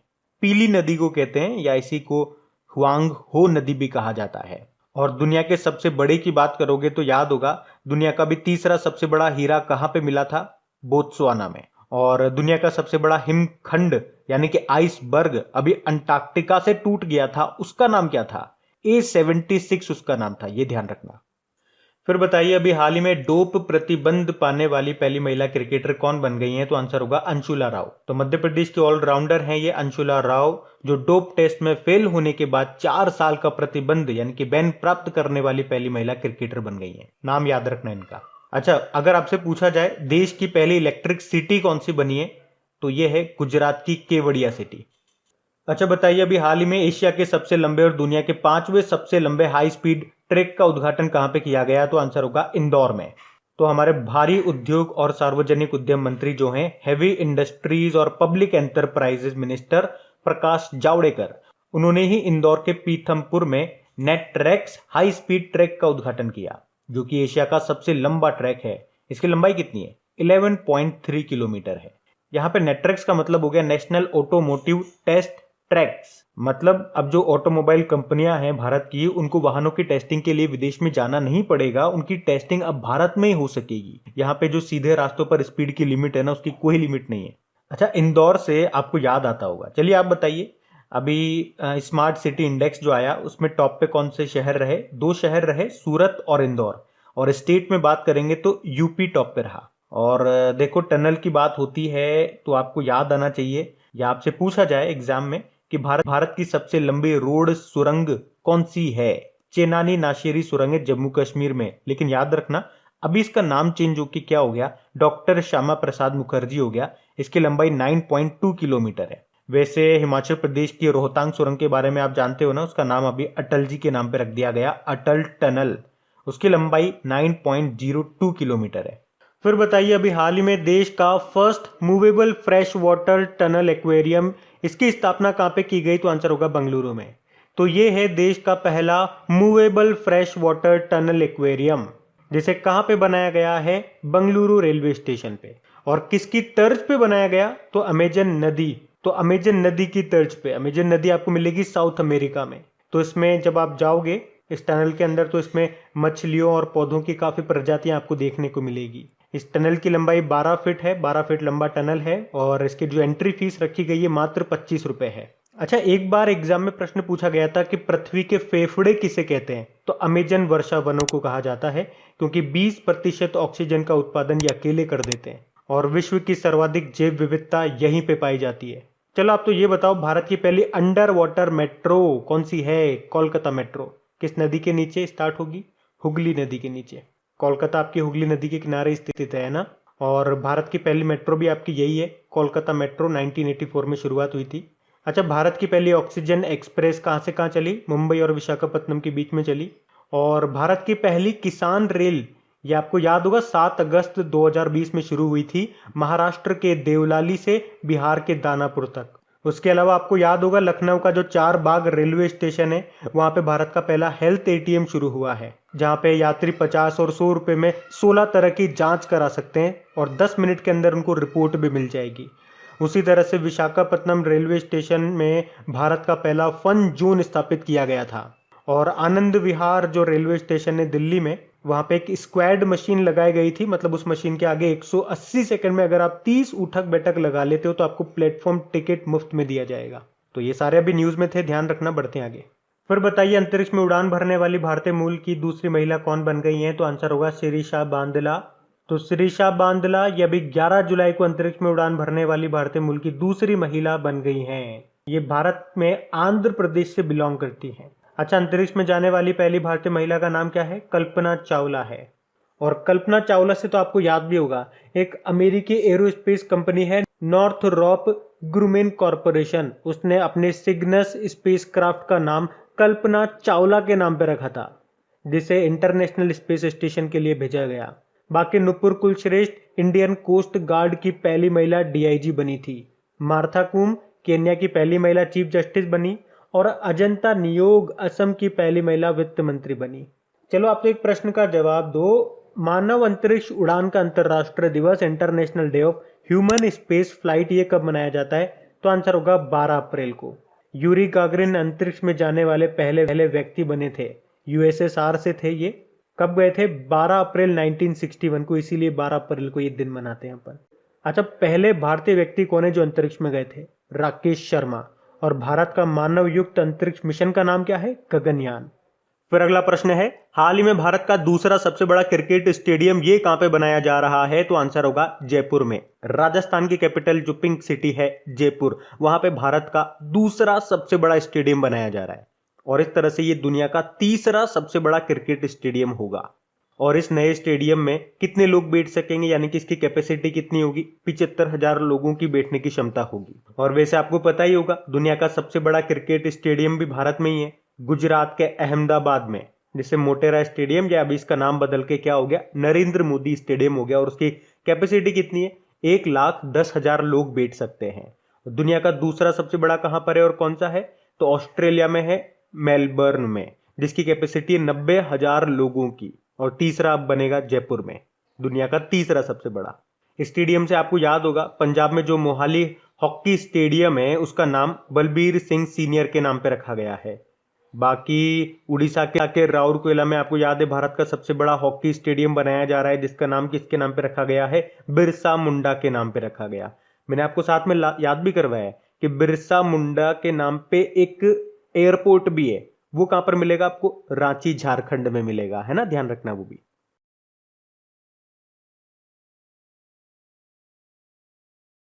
फिर बताइए, Indian federation of United nation association के नए अध्यक्ष किसे नियुक्त किया गया? तो आंसर होगा शंभुनाथ श्रीवास्तव को। तो इलाहाबाद हाईकोर्ट के पूर्व न्यायाधीश और छत्तीसगढ़ के पूर्व प्रमुख लोकायुक्त रह चुके हैं ये शंभुनाथ श्रीवास्तव, जिनको अभी Indian federation of United nation association का नया अध्यक्ष नियुक्त किया गया है। और ये जो Indian federation of United nation association है, ये यूनाइटेड नेशन और इसकी विशेष एजेंसियों के उद्देश्य को बढ़ावा देने के लिए एक नॉन प्रॉफिटेबल एजेंसी है, जिसी के अभी नए अध्यक्ष बन गए ये शंभुनाथ। बाकी Jagjit Pavadia International Narcotics Control Board के अध्यक्ष बने। और इंटरनेशनल नारकोटिक्स कंट्रोल बोर्ड का हेडक्वार्टर पूछेंगे तो वियना ऑस्ट्रिया में है। Vikramjit Sen Indian Broadcasting Foundation के अध्यक्ष बने। ये याद रखना, इंडियन ब्रॉडकास्टिंग फाउंडेशन का भी नया नाम क्या हो गया? Indian broadcasting and digital foundation हो गया।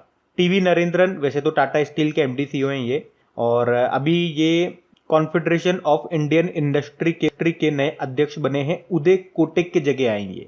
2-3 नाम आपको और बताऊंगा, जैसे कि उदय शंकर का नाम याद रखो, फिक्की के अध्यक्ष बने हैं ये। एक डॉक्टर पैट्रिक अमोत का नाम याद रखो, ये केन्या से हैं और अभी WHO के कार्यकारी बोर्ड के अध्यक्ष बने। वैसे केन्या से एक महिला का नाम आपको याद रखना है, मार्था कूम का, केन्या की पहली महिला चीफ जस्टिस बनी है ये। और अब्दुल्ला शाहिद का नाम भी याद रखो, मालदीव के विदेश मंत्री हैं ये, अभी यूनाइटेड नेशन जनरल असेंबली के 76th सेशन के अध्यक्ष बने ये। फिर बताइए, अभी हाल ही में नीति आयोग के CEO का कार्यकाल 1 साल के लिए बढ़ा दिया गया, नाम बताइए उनका?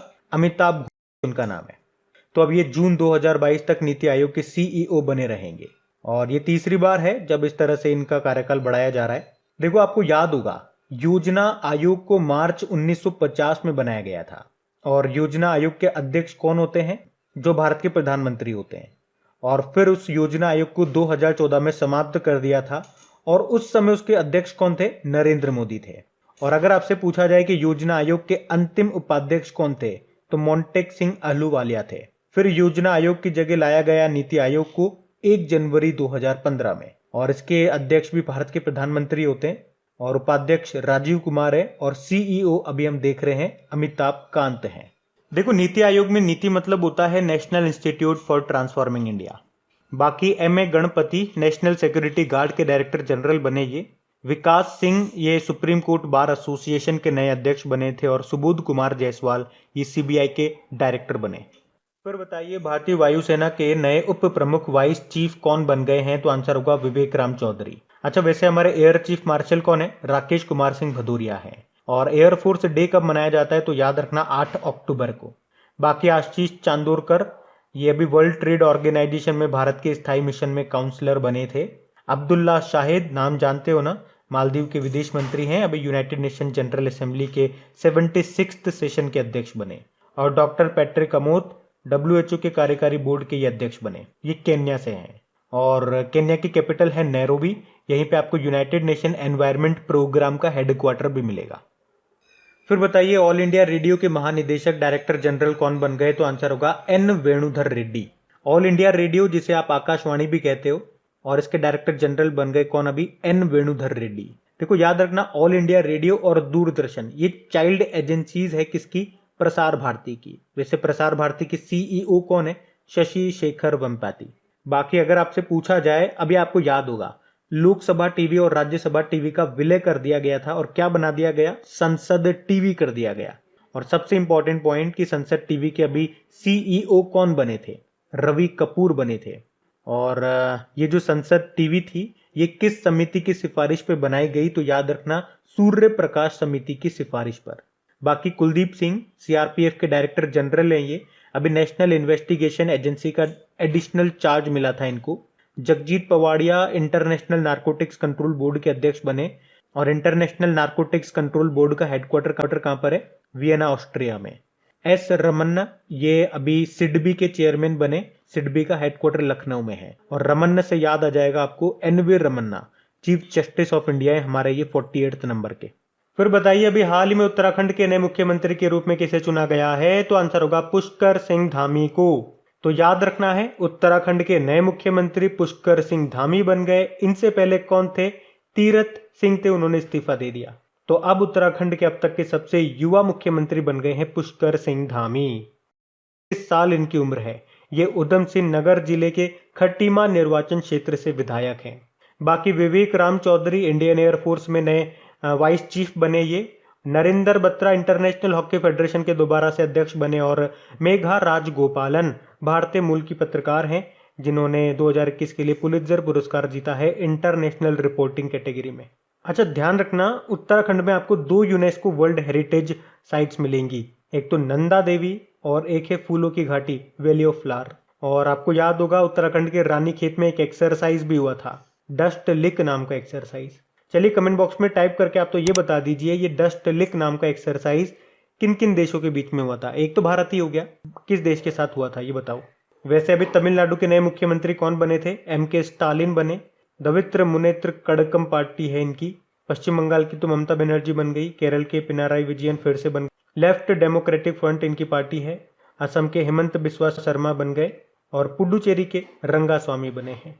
बाकी भारत का पहला लाइकेन पार्क ये उत्तराखंड में स्थापित किया गया। भारत का पहला जो नेशनल पार्क है वो है जिम कॉर्बेट नेशनल पार्क, ये भी आपको मिलेगा उत्तराखंड में। पहले इसका नाम हेली नेशनल पार्क हुआ करता था। लेकिन पूरे विश्व का पहला नेशनल पार्क पूछेंगे तो येलोस्टोन नेशनल पार्क जो कि है यूएसए का। अच्छा बताइए अभी हाल ही में national high speed rail corporation limited के मैनेजिंग डायरेक्टर के रूप में किसे नियुक्त किया गया? तो आंसर होगा सतीश अग्निहोत्री को। बाकी Jagjit Pavadia International Narcotics Control Board के अध्यक्ष बने और इंटरनेशनल नारकोटिक्स कंट्रोल बोर्ड का हेडक्वार्टर आपको मिलेगा वियना ऑस्ट्रिया में। बाकी Vikramjit Sen Indian Broadcasting Foundation के अध्यक्ष बने और वैसे अभी इंडियन ब्रॉडकास्टिंग फाउंडेशन का नाम बदल के क्या हो गया? Indian broadcasting and digital foundation. Ujjwala Singhania FICCI ladies organisation की प्रेसिडेंट बनी है 38 नंबर की। फिर बताइए अभी हाल ही में अल्जीरिया के नए प्रधानमंत्री कौन बन गए? तो आंसर होगा अयमन बेनाबदराहमान। बड़ा अजीब नाम है, समझ में नहीं आता इनके घर वाले इनको कैसे बुलाते होंगे। अयमन बेनाबदराहमान ये एक अफ्रीका महाद्वीप का एक देश है और इसकी कैपिटल अल्जीरिया होती है और करेंसी अल्जीरियन दिनार है। बाकी नेफ्ताली बेनेट आप जानते हो इजराइल के प्रधानमंत्री बने और इजराइल के प्रेसिडेंट कौन बने? Isaac Herzog. बाकी इब्राहिम रईस ये ईरान के नए प्रेसिडेंट बने और गुइलर्मो लासो इक्वाडोर के प्रेसिडेंट बने। बताइए अभी कर्नाटक के नए राज्यपाल कौन बन गए हैं? तो आप सभी जानते हो थावरचंद गहलोत बन गए हैं। अभी 8 राज्यों के नए राज्यपाल नियुक्त किए गए हैं और देखो 8 में से 4 में तो बिल्कुल नए बने हैं और 4 में अदला बदली कर दी गई है। तो पूरी लिस्ट में आपको बता देता हूं कौन कौन कहां पे क्या क्या बने हैं। कर्नाटक के तो राज्यपाल ये बन गए थावरचंद गहलोत, जो अब तक आप जानते हो हमारे सामाजिक न्याय और अधिकारिता मंत्री थे। चलो कमेंट बॉक्स में टाइप करके बताओ अभी नए सामाजिक न्याय और अधिकारिता मंत्री social justice and empowerment minister कौन बन गए हैं? अब कर्नाटक में तो ये नए गवर्नर बन गए। मध्य प्रदेश में कौन बन गए? मध्य प्रदेश में मंगूभाई छगनभाई पटेल बन गए। मिजोरम में नए कौन बन गए? हरिबाबू कंभमपति बन गए। और मिजोरम में अभी तक कौन थे? श्रीधरन पिल्लई, वो चले गए गोवा में। हिमाचल प्रदेश में भी नए बने हैं, उनका नाम क्या है? राजेंद्र विश्वनाथ अर्लेकर। और हिमाचल प्रदेश में जो अब तक थे बंडारू दत्तात्रेय, वो चले गए हरियाणा में। और हरियाणा में जो अब तक थे सत्यदेव नारायण आर्य, वो त्रिपुरा में चले गए। और त्रिपुरा में जो अब तक थे रमेश बेस, वो झारखंड में चले गए। तो 4 में नए बन गए और 4 में इधर उधर चले गए। और इन सबको याद करने का ट्रिकी वीडियो हम बना चुके हैं, अगर आपने वो नहीं देखा तो देख लीजिएगा, लिंक आपको नीचे डिस्क्रिप्शन में मिल जाएगा। अच्छा देखो, राज्यपाल की बात है तो एक क्वेश्चन मैं आपसे जरूर पूछूंगा, भारत की पहली महिला राज्यपाल का नाम आपको बताना है, तो क्या बताओगे? सरोजिनी नायडू, उत्तर प्रदेश में बनी थी। बताइए अभी खादी पेंट के ब्रांड एम्बेसडर कौन बने? आंसर होगा नितिन गडकरी। नितिन गडकरी ये हमारे परिवहन व राजमार्ग मंत्री हैं। पहले इनके पास एमएसएमई मंत्रालय भी था, अब एमएसएमई मंत्रालय इनके पास नहीं है। तो चलो एक प्रश्न आपसे हो जाए, बताइए हमारे नए एमएसएमई मंत्री कौन बन गए हैं? और अभी नितिन गडकरी ये खादी प्राकृतिक पेंट के ब्रांड एम्बेसडर बन गए हैं। तो गाय के गोबर से बना भारत का पहला और एकमात्र पेंट है ये। और अभी उन्होंने जयपुर में इस पेंट की नई स्वचालित निर्माण इकाई का भी उद्घाटन किया है। तो सिंपल सा याद रखो, खादी पेंट के ये ब्रांड एम्बेसडर बन गए नितिन गडकरी। निर्वाचन क्षेत्र इनका कॉन्स्टिट्यूएंसी नागपुर।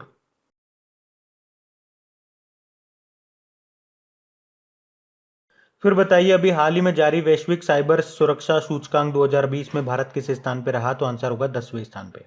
तो अंतरराष्ट्रीय दूरसंचार संघ के द्वारा जारी ग्लोबल साइबर सिक्योरिटी इंडेक्स 2020 में याद रखना भारत 10वें स्थान पे रहा है 194 देशों में से। टॉप पे कौन है? टॉप पे यूएसए है। सेकंड पे 2 देश हैं, यूके और सऊदी अरब। तीसरे पे है एस्टोनिया।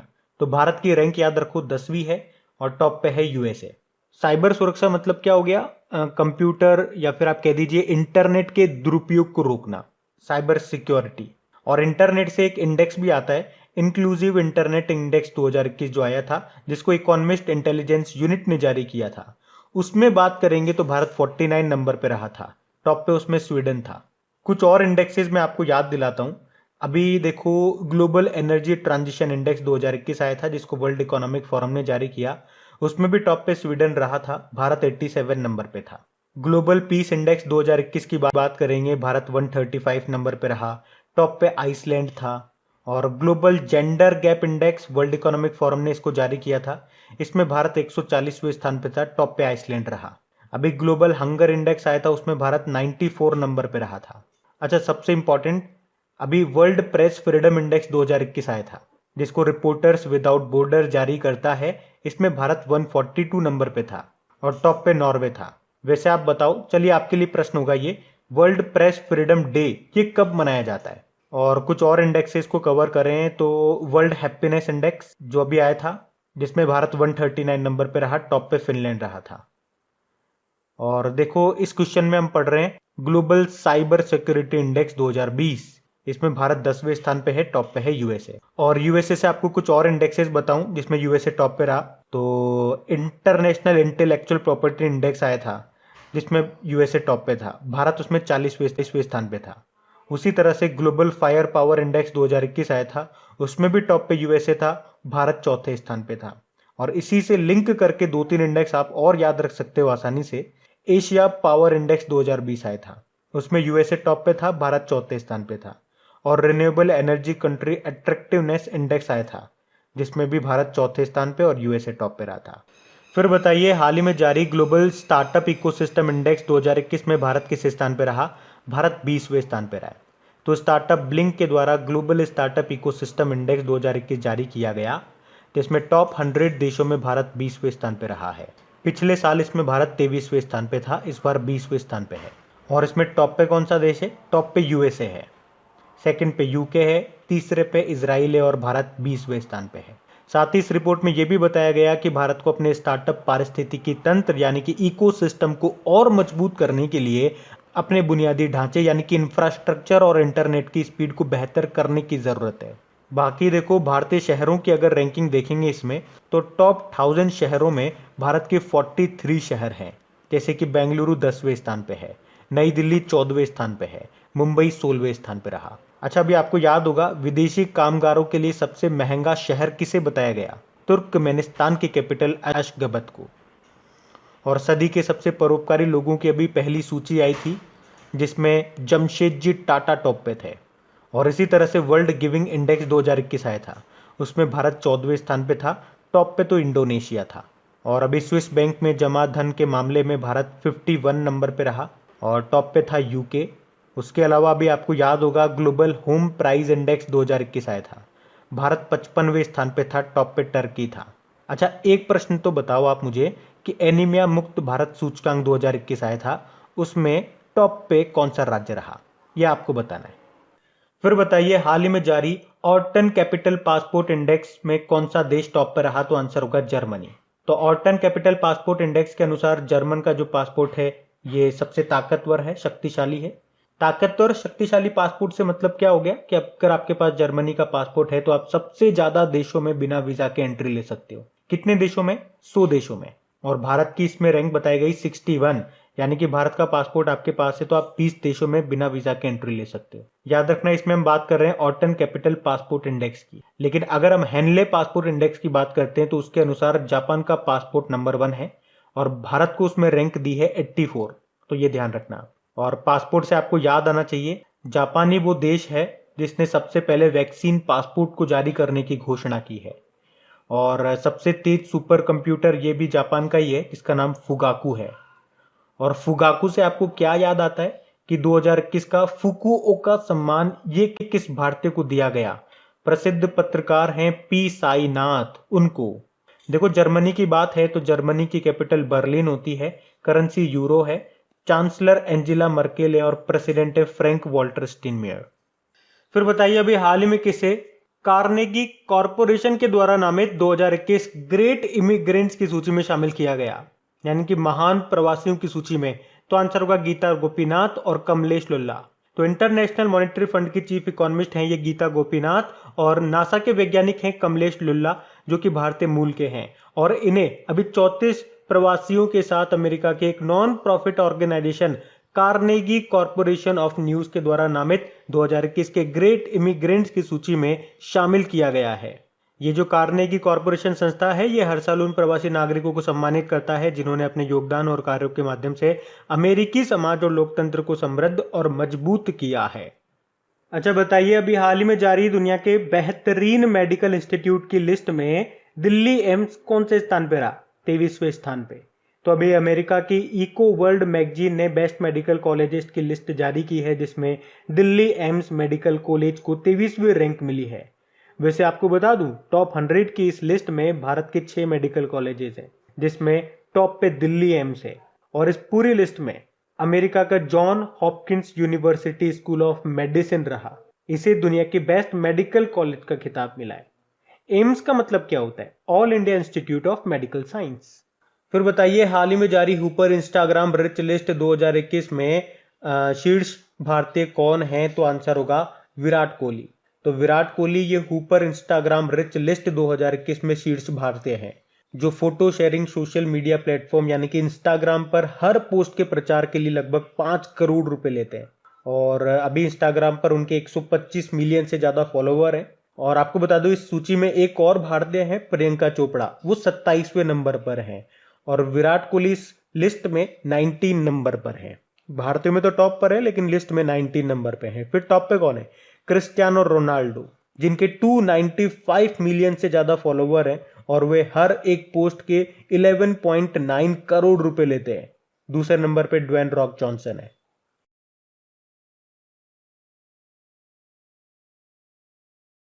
फिर बताइए, अभी टोरंटो इंटरनेशनल फिल्म फेस्टिवल 2021 में सर्वश्रेष्ठ जीवनी में सर्वश्रेष्ठ फिल्म का पुरस्कार किसने जीता? डिकोडिंग शंकर। तो दीप्ति पिल्ले सिवन की डॉक्यूमेंट्री है ये डिकोडिंग शंकर। और इस डॉक्यूमेंट्री में प्रसिद्ध गायक और संगीतकार शंकर महादेवन के करियर और उनके जीवन के बारे में बताया गया, और जिसने ही अभी Toronto International Women's Film Festival 2021 में सर्वश्रेष्ठ जीवनी फिल्म का पुरस्कार जीता है। बाकी अभी यूके एशियन फिल्म फेस्टिवल 2021 में तिलोत्तमा सोम को बेस्ट एक्ट्रेस का अवार्ड मिला था उनकी फिल्म राहगीर द वेफेयर्स के लिए। और ये शॉर्ट फिल्म है हैप्पी बर्थडे, और इसी के लिए अनुपम खेर को New York city international film festival में बेस्ट एक्टर का अवार्ड मिला था। और इस साल अभी दादा साहब फाल्के पुरस्कार मिला था किसको? रजनीकांत जी को। फिर बताइए, अभी हाल ही में किसने कुवेम्पु राष्ट्रीय पुरस्कार जीता है? तो आंसर होगा राजेंद्र किशोर पांडा ने। तो अभी हाल ही में दिवंगत कवि कुवेम्पु की स्मृति में स्थापित यह राष्ट्रीय पुरस्कार है, जिसे कहते हैं कुवेम्पु राष्ट्रीय पुरस्कार। और वर्ष 2020 के लिए इसे प्रसिद्ध ओडिया कवि डॉक्टर राजेंद्र किशोर पांडा को दिया गया है। इसमें इन्हें 5 लाख रुपए, एक सिल्वर मेडल और एक प्रमाण पत्र दिया गया। तो सिंपल सा नाम याद रखो, ज्यादा डीप में जाने की जरूरत नहीं है। बाकी रुमाना सिन्हा सहगल नेल्सन मंडेला मानवतावादी पुरस्कार 2020 जीता इन्होंने।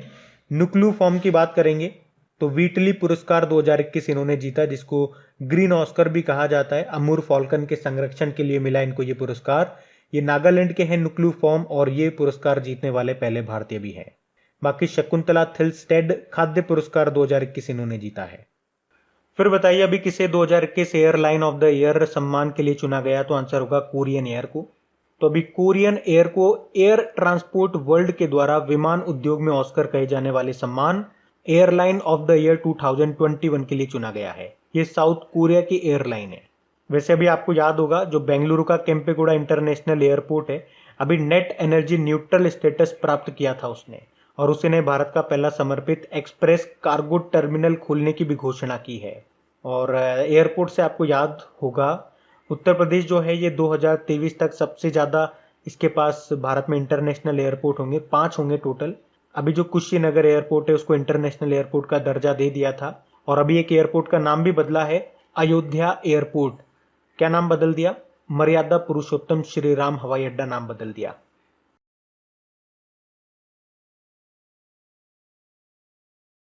अच्छा फिर बताइए अभी केंद्र सरकार ने किसानों को खेती और मौसम संबंधी जानकारी उपलब्ध कराने के लिए किस एप्लीकेशन को लॉन्च किया, तो आंसर होगा आत्मनिर्भर कृषि ऐप। तो इसका नाम याद रखना क्या है, आत्मनिर्भर कृषि एप्लीकेशन। और इसका उद्देश्य क्या है, किसानों को खेती और मौसम से संबंधित जानकारी देना। और इसे किस प्लेटफॉर्म पर लॉन्च किया गया, तो किसान मित्र प्लेटफॉर्म पर। इसे हिंदी, इंग्लिश और 12 स्थानीय भाषाओं में लॉन्च किया गया है। अच्छा देखो, किसानों से रिलेटेड कुछ योजनाओं के बारे में आपको याद होना चाहिए, जैसे कि कृषक सम्मान निधि योजना, जिसे आप किसान योजना भी बोलते हो। बताया था मैंने आपको 2-2 हजार रुपए की 3 किस्तें दी जाती है इसमें, यानी कि साल में 6,000 रुपए। तो ये जो योजना है किसान योजना, प्रश्न ये है कि इसकी शुरुआत कब होती है? 24 फरवरी 2019 को। कहां से होती है? गोरखपुर से। और इसी योजना में कौन सा शहर टॉप पे रहा, तो आंध्र प्रदेश का अनंतपुर टॉप पे रहा। अभी पश्चिम बंगाल ने भी एक योजना शुरू की है, मतलब उसको रिलॉन्च किया, नाम है कृषक बंधु योजना। और इसमें किसानों को जो पैसा दिया जाता था, मदद दी जाती थी, उसको डबल कर दिया। पहले 5,000 रुपए दिए जाते थे, अब दिए जाएंगे 10,000 रुपए। अच्छा बताओ, मृदा स्वास्थ्य कार्ड योजना को कब शुरू किया गया? 19 फरवरी 2015 में। और कहां से? राजस्थान के श्री गंगानगर जिले के सूरतगढ़ से। नाम है सॉइल हेल्थ कार्ड स्कीम। इसकी थीम है स्वस्थ धरा खेत हरा, तो ये भी ध्यान रखना। फिर बताइए अभी किस राज्य सरकार ने जन सहायक आपका सहायक एप्लीकेशन को लॉन्च किया, तो आंसर होगा हरियाणा ने। हरियाणा के जो मुख्यमंत्री है मनोहर लाल खट्टर, अभी उन्होंने चंडीगढ़ से एक मोबाइल एप्लीकेशन जिसका नाम है जन सहायक आपका सहायक एप्लीकेशन को लॉन्च किया है। तो इस एप्लीकेशन पर सरकार की जितनी भी योजनाएं हैं, जो भी अन्य जानकारियां हैं, वो नागरिकों को मोबाइल पर ही मिल सकेगी, जिससे उनका जीवन सरल होगा। देखो एप्लीकेशन पोर्टल से कुछ बताऊं मैं आपको पॉइंट्स। तो अभी कर्नाटक ने आकांक्षा पोर्टल को लॉन्च किया था, याद होगा। उसी तरह से झारखंड सरकार ने अमृत वाहिनी एप्लीकेशन और चैटबॉट एप्लीकेशन को लॉन्च किया था। कोविड से संबंधित जानकारी देना इसका काम है। बिहार ने हिट कोविड एप्लीकेशन लॉन्च किया था। हिट मतलब हो गया होम आइसोलेशन ट्रैक। और मणिपुर ने, अभी आपको याद होगा, मोमा मार्केट एप्लीकेशन को लॉन्च किया था ताजी सब्जियों की होम डिलीवरी के लिए। अभी सीबीएसई ने दोस्त फॉर लाइफ एप्लीकेशन लॉन्च किया था।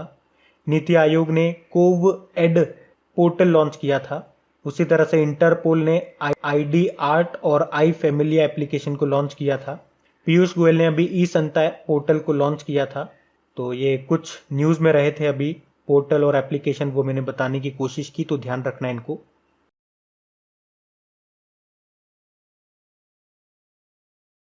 फिर बताइए अभी हाल ही में राष्ट्रपति जी ने किस शहर में भारत रत्न डॉक्टर भीमराव अंबेडकर स्मारक और सांस्कृतिक केंद्र की आधारशिला रखी, तो आंसर होगा लखनऊ में। और इस केंद्र में बाबा साहब जी की आपको 25 फीट की ऊंची प्रतिमा भी मिल जाएगी। एक संग्रहालय म्यूजियम भी होगा, पुस्तकालय भी होगा, और दर्शन करने के लिए उनके पवित्र अस्थि कलश भी होंगे। अब बाबा साहब भीमराव अंबेडकर जी से कुछ इंपॉर्टेंट प्रश्न मैंने आपको बताए थे डेली करंट अफेयर्स वाले में, तो क्या वो सारे पॉइंट्स आपको याद है? चलिए अभी टेस्ट ले लेते हैं आपका। देखो सबसे पहले तो ये याद होना चाहिए कि अंबेडकर जी का जन्म कब हुआ था और कहां पे हुआ था। 14 अप्रैल 1891 में हुआ था, महू मध्य प्रदेश में, जिसे अब डॉक्टर अंबेडकर नगर के नाम से भी जाना जाता है। और भारत के पहले कानून मंत्री वो भी यही थे, भीमराव अंबेडकर जी।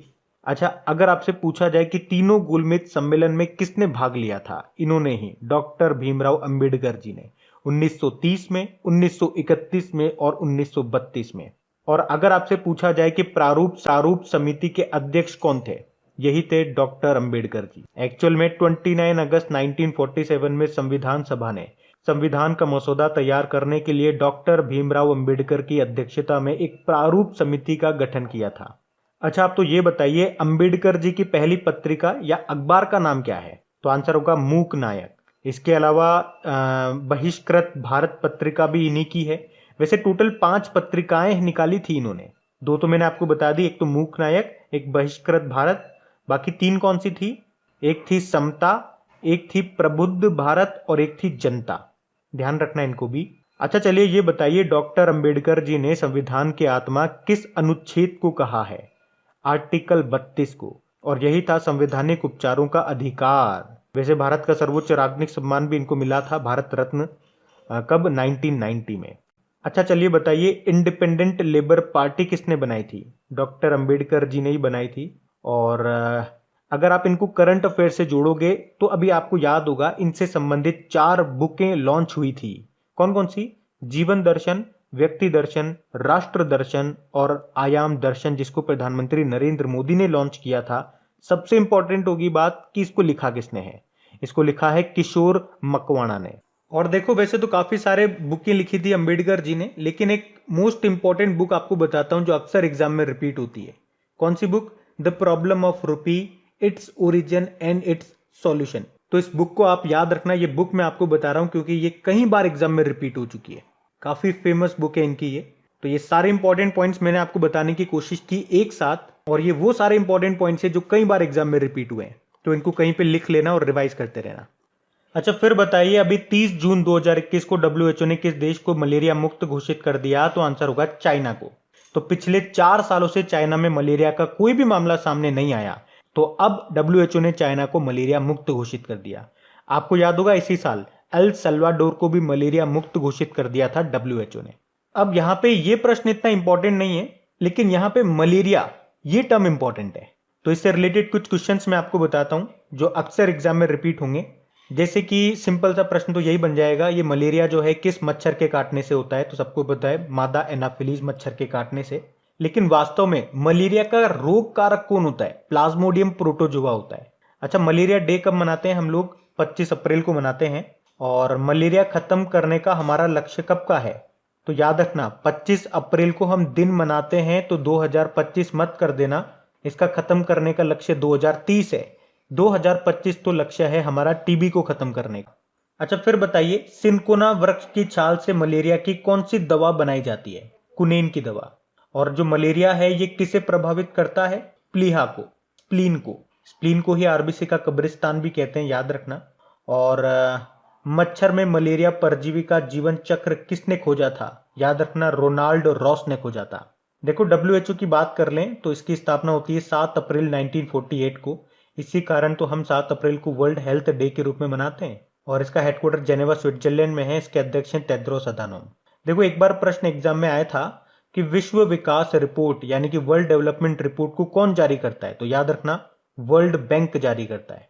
और अगर आपसे पूछा जाए कि मानव विकास सूचकांक ह्यूमन डेवलपमेंट इंडेक्स को कौन जारी करता है? यूनाइटेड नेशन डेवलपमेंट प्रोग्राम जारी करता है। और अभी ये लास्ट टाइम दिसंबर में रिपोर्ट आई थी, उसमें भारत 131 नंबर पे था, टॉप पे नॉर्वे था मानव विकास सूचकांक में, ह्यूमन डेवलपमेंट इंडेक्स 2020 में।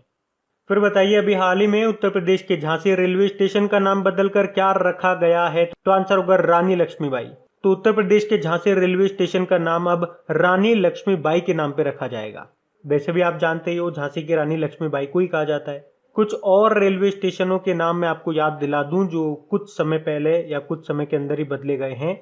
जैसे कि उत्तर प्रदेश का ही मुगल सराय रेलवे स्टेशन ले लीजिए, अब उसे पंडित दीनदयाल उपाध्याय रेलवे स्टेशन कहा जाता है। नौगढ़ रेलवे स्टेशन को सिद्धार्थ नगर रेलवे स्टेशन कहा जाता है। अयोध्या एयरपोर्ट भी आपको याद होगा उत्तर प्रदेश का ही है, इसका नाम बदलकर मर्यादा पुरुषोत्तम श्री राम हवाई अड्डा करा गया। मंडवाडीह रेलवे स्टेशन बनारस जंक्शन के नाम से जाना जाता है। इलाहाबाद जंक्शन प्रयागराज जंक्शन के नाम से जाना जाता है। इलाहाबाद सिटी स्टेशन प्रयागराज रामबाग के नाम से जाना जाता है। इलाहाबाद छिवकी प्रयागराज छिवकी के नाम से जाना जाता है। इसके अलावा प्रयाग घाट स्टेशन भी है जिसे प्रयागराज संगम के नाम से जाना जाता है। और अभी राजस्थान का जो जोधपुर का जो मियाँ का बड़ा रेलवे स्टेशन है उसका नाम महेश नगर किया गया था। अभी आपको याद होगा 2020 की स्मार्ट सिटी जो इंडेक्स आया था उसमें शहरों में तो 2 शहर टॉप पे रहे थे, सूरत और इंदौर। राज्यों की कैटेगरी में कौन सा स्टेट टॉप पे रहा? तो उत्तर प्रदेश। अच्छा बताइए, अभी हाल ही में बेंगलुरु कारवार एक्सप्रेस का नाम बदल के क्या कर दिया गया? तो आंसर होगा पंचगंगा एक्सप्रेस। तो अभी जो रेल मंत्रालय है उसने बेंगलुरु कारवा एक्सप्रेस का नाम बदल दिया है और बदलकर पंचगंगा एक्सप्रेस कर दिया है।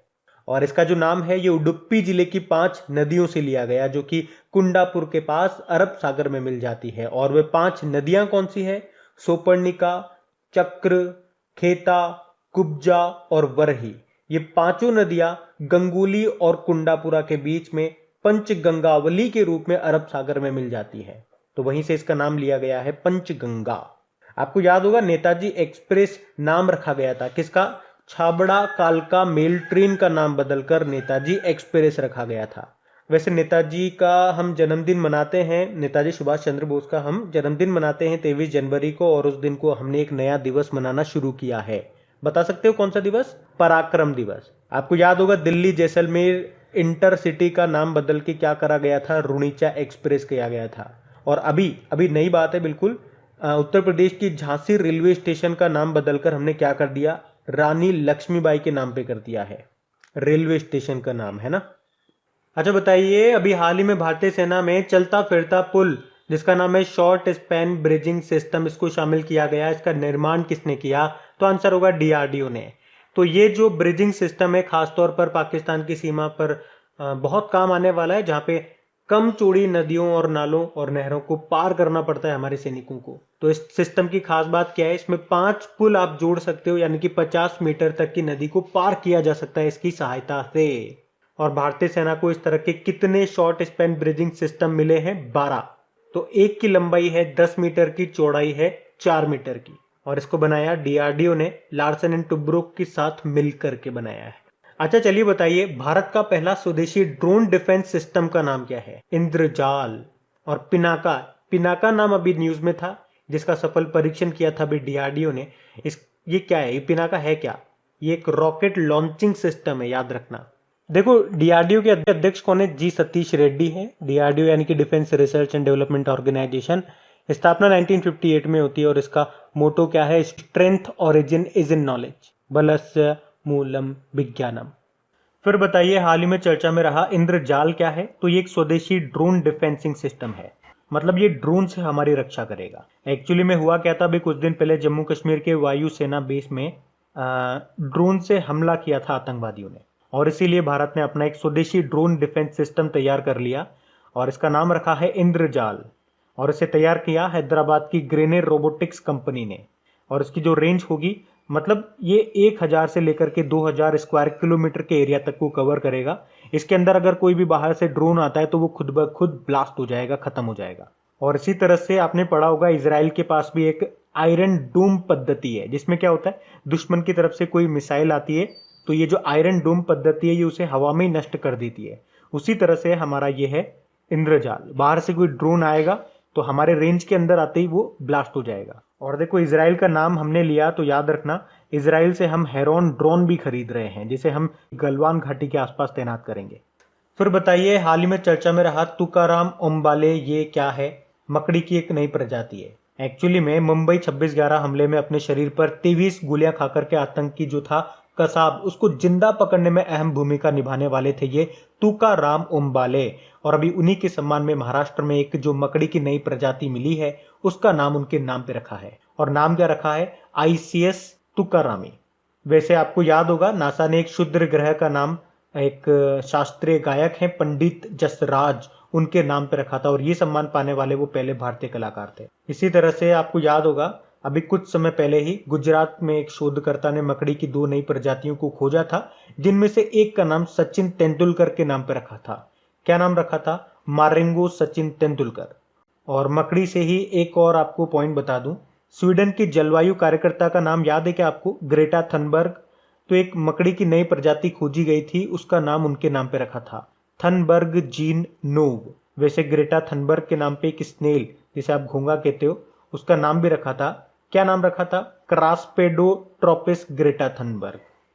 फिर बताइए, अभी 28 जून 2021 को किन देशों के बीच में सी ब्रिज अभ्यास शुरू हुआ था? तो आंसर होगा यूक्रेन और यूएसए के बीच में। और ये कहां पे शुरू हुआ? ये शुरू हुआ काला सागर में। और इस अभ्यास का विरोध भी किया था रशिया ने, लेकिन ये तो हुआ किसके बीच में? यूएसए और यूक्रेन के बीच में। यूक्रेन की कैपिटल क्या है? कीव है, कीव। और प्रेसिडेंट है वोलोडिमिर जेलेंस्की। अच्छा, कुछ इंपॉर्टेंट एक्सरसाइज का रिवीजन करते हैं। जैसे कि यूएसए को ही ले लीजिए, यूएसए के साथ भारत ने इस साल 2 एक्सरसाइज की है। कौन कौन सी? एक तो वज्र प्रहार की है हिमाचल प्रदेश के बकलो में, एक युद्ध अभ्यास किया हमने राजस्थान के बीकानेर में। बाकी आपको याद होगा स्ट्रीट फास्ट डिफेंडर 2021 एक्सरसाइज, जो कि नाटो ने की थी। और खंजर नाम की एक्सरसाइज, ये भारत और किर्गिस्तान के बीच में हुई थी बिश्केक में। और डेजर्ट नाइट एक्सरसाइज, ये भारत और फ्रांस के बीच में हुई थी राजस्थान में। वैसे संप्रीति नाम की एक्सरसाइज किस देश के साथ करते हैं हम? बांग्लादेश के साथ में। मालाबार नाम की एक्सरसाइज हम किसके साथ करते हैं? ये यूएसए भी होता है, भारत भी होता है, जापान भी होता है इसमें। इस बार ऑस्ट्रेलिया भी इसमें शामिल हुआ। और नेपाल के साथ हम सूर्य किरण नाम की एक्सरसाइज करते हैं, याद होगा आपको। अभी हमने उज्बेकिस्तान के साथ भी एक एक्सरसाइज की थी, डस्ट लिक उसका नाम है, उत्तराखंड के रानीखेत में की थी। तो ये भी आप ध्यान रखना। बढ़ते हैं आगे।